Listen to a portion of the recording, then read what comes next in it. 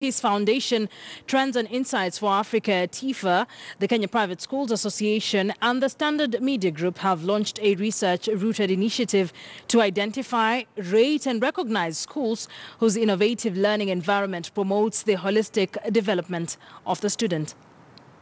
I think we must go back to education. The system of education must be able to prepare our students for an eventuality that, you know, when you graduate, there will be no job waiting for you, but you must be innovative.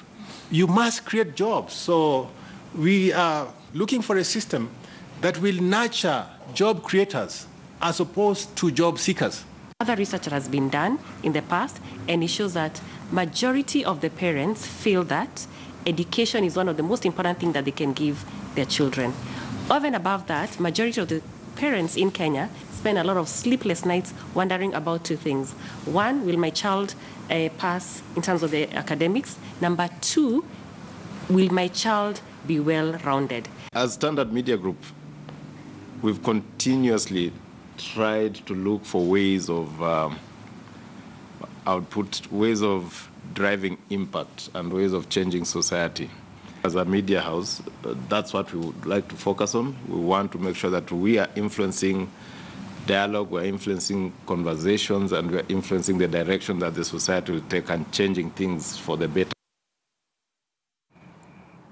Now, the chairperson of the Independent Electoral and Boundaries Commission, Wafula Chebukati, has told Parliament that the Electoral Board has dismissed Chief Executive Officer Ezra Chiloba, never informed commissioners about the decision to vary the contract of Oti Morpho for the repeat presidential poll on October 26, 2017. The variation resulted in Kenyan taxpayers paying an extra 3 billion Kenya shillings to the French firm, and total cost of the kits that were used for voter identification and transmission of results to 7 billion Kenya shillings. In the initial contract, Oti Morpho agreed to supply kits at a cost of 4 billion Kenya shillings. What does it mean? No, you see, CEO, this is 2 billion shillings we're discussing. Don't laugh here. Unless you are part of the cartel who was the chairman of the evaluation committee and you took money from this. I believe these people were given power of attorney to sign on behalf of the Saffron. Where is the power of attorney?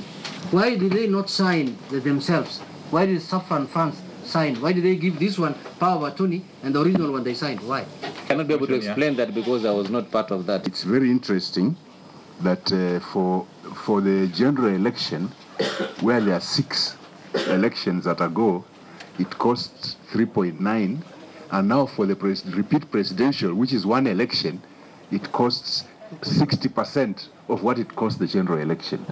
There was no paper brought to plenary on the variation of this particular contract, and I think the minutes are with you, and the testimony that there was no such approval.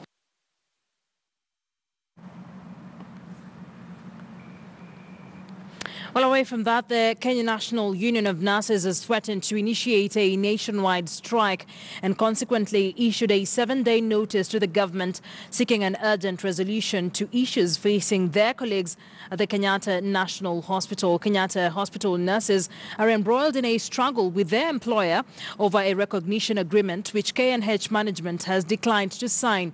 The recognition agreement will allow the nurses to join unions and movements of their choice. But as it stands now, nurses at the Kenyatta National Hospital are not allowed to join any other union besides Kudeha. Kudeha has also come out to claim that Seth Panyako's move is politically motivated. Kenyatta National Hospital should be told, because maybe they don't know, that the labor matters cannot be resolved in police cells or in prisons. Labor matters are resolved on the table in dialogue between the employer or the management and the union that represents the workers under her. And the nurses have got their union of choice and cannot be forced to belong to a union they don't want. Mheshimiwa Sisiri Kariuki, it is the high time the Board of Management of KNH operates within the confines of the law. Because the law allows the health workers, particularly the nurses, to belong to a union of their choice.